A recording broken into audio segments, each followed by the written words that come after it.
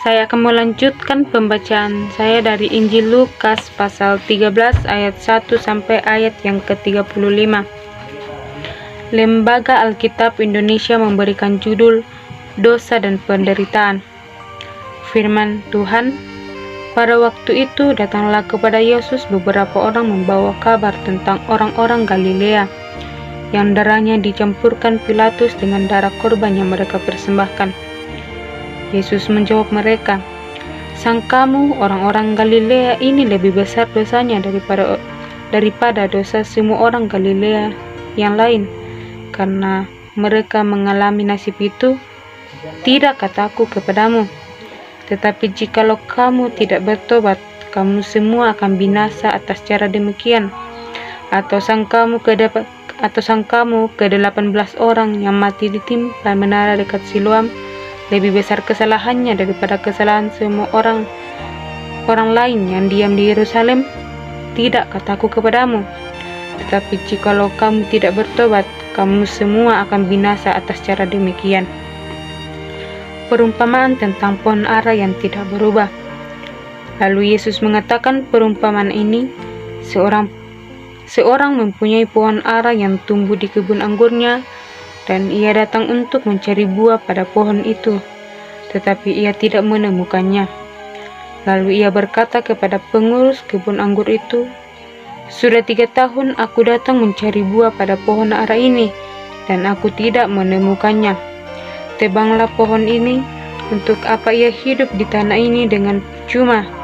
Jawab orang itu, "Tuan, biarkanlah dia tumbuh tahun ini lagi. Aku akan mencangkul tanah kelilingnya dan memberi pupuk kepadanya. Mungkin tahun depan ia berubah, jika tidak, tebanglah dia." Menyembuhkan orang sakit pada hari Sabat. Pada suatu kali Yesus sedang mengajar dalam satu rumah ibadat pada hari Sabat. Di situ ada seorang perempuan yang telah 18 tahun dirasuk roh sehingga ia sakit sampai bungkuk punggungnya dan tidak dapat berdiri lagi dengan tegak. Ketika Yesus melihat perempuan itu, ia memanggil dia dan berkata kepadanya, "Hai ibu, penyakitmu telah sembuh." Lalu ia meletakkan tangannya atas perempuan itu, dan seketika itu juga berdirilah perempuan itu dan memuliakan Allah. Tetapi kepala rumah ibadat gusar karena Yesus menyembuhkan orang pada hari Sabat. Lalu ia berkata kepada orang banyak, "Ada 6 hari untuk bekerja, karena itu datanglah pada salah satu hari itu untuk disembuhkan dan jangan pada hari Sabat."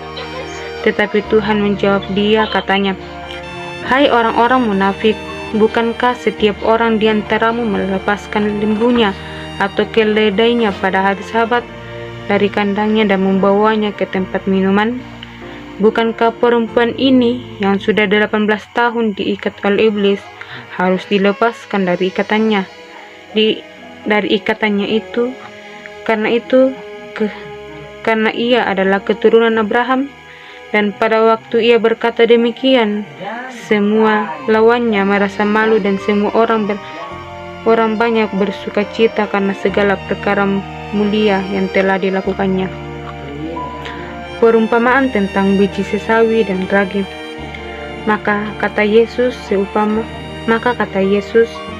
"Seumpama apakah hal kerajaan Allah, dengan apakah aku akan mengumpamakannya? Ia seumpama biji sesawi yang diambil dan ditaburkan orang di kebunnya. Biji itu tumbuh dan menjadi pohon, dan burung-burung di udara bersarang pada cabang-cabangnya." Dan ia berkata lagi, "Dengan apakah aku akan mengumpamakan kerajaan Allah? Ia seumpama ragi yang diambil seorang perempuan dan diaduknya ke dalam tepung terigu 3 sukat sampai khmir seluruhnya. Siapa yang diselamatkan?" Kemudian Yesus berjalan keliling dari kota ke kota dan dari desa ke desa sambil mengajar dan meneruskan perjalanannya ke Yerusalem. Dan ada orang yang berkata kepadanya, "Tuhan, sedikit sajakah orang yang diselamatkan?"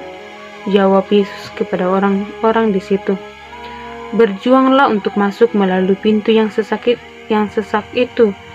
Sebab aku berkata kepadamu, banyak orang akan berusaha untuk masuk, tetapi tidak akan dapat.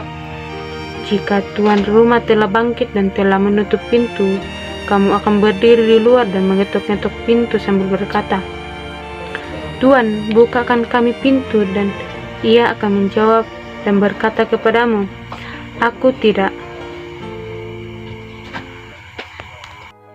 Jawab Yesus kepada orang-orang di situ, Berjuanglah untuk masuk melalui pintu yang sesak itu, sebab aku berkata kepadamu, banyak orang akan berusaha untuk masuk, tetapi tidak akan dapat.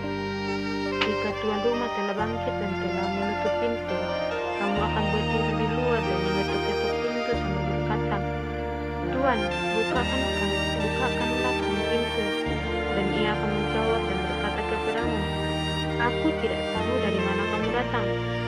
Maka kamu akan berkata, Kami telah makan dan minum di hadapanmu, dan engkau telah mengajar di jalan-jalan kota kami. Tetapi ia akan berkata kepadamu, Aku tidak tahu dari mana kamu datang. Pergilah dari hadapanku, hai kamu sekalian yang melakukan kejahatan.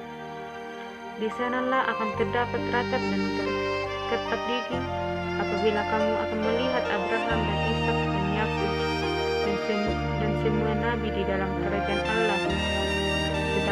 Tetapi kamu sendiri dicampakkan keluar.